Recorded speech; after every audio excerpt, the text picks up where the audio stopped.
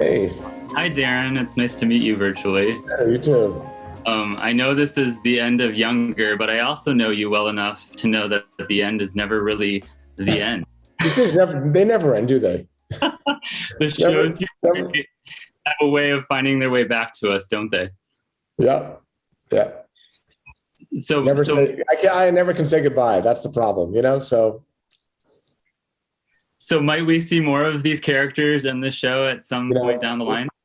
right now it's not. It's not in the works. But I would, if that ever happens, I would love to, revisit these characters for a movie, for something down the line. But nothing is being planned right now.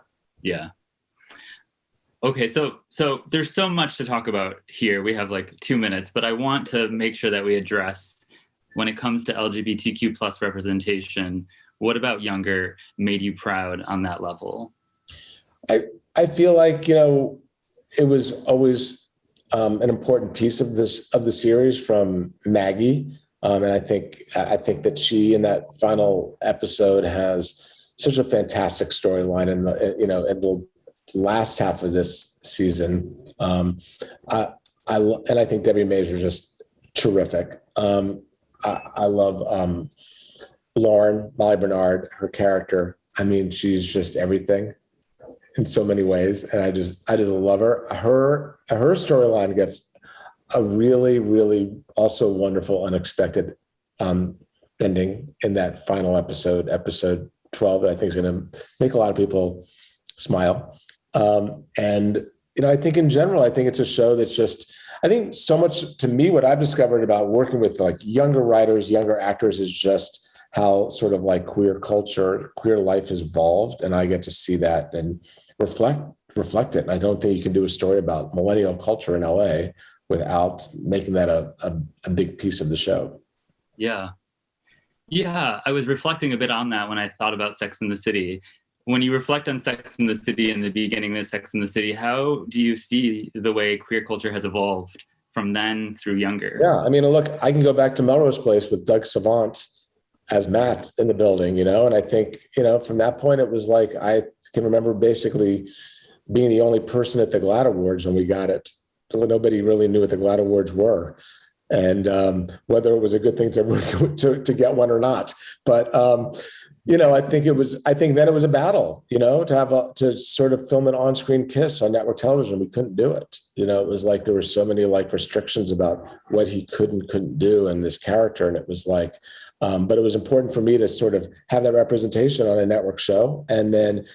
Through Sex and the City, when we didn't have those restrictions, it was terrific, and I think, and I think that with Younger, I think it just reflects, the culture at large in terms of how characters define themselves, and sort of like just the breadth and the diversity of what that world is. And I hope we did a little bit of justice on Younger.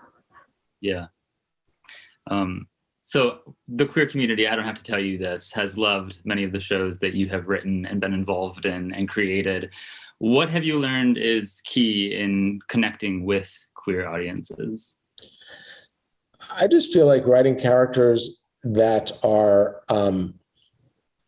identifiable to everybody. I don't think there's anything particular for me writing queer characters that I think about writing different than straight characters. So it's just sort of like writing multidimensional characters where, their identity is, they may have a queer identity, but it's just not everything about who they are. And I think that's, to me, it's always been something I've thought about for all the characters I write, and that they're also a part of the world.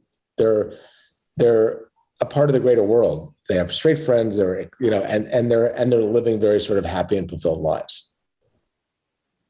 I'm getting the wrap. So I'm going to ask you a last question, Sure. A quick question, pandemic tie-in question. If you were to pitch your pandemic memoir to Empirical Press, you're in the pandemic, what would it be called?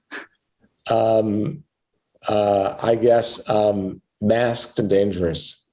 There you go. I'd buy it. Hey, it was nice to meet you, Darren. Thank you. All right, you too. Congratulations on 7 seasons. All right, you take care. Okay, bye-bye. Bye.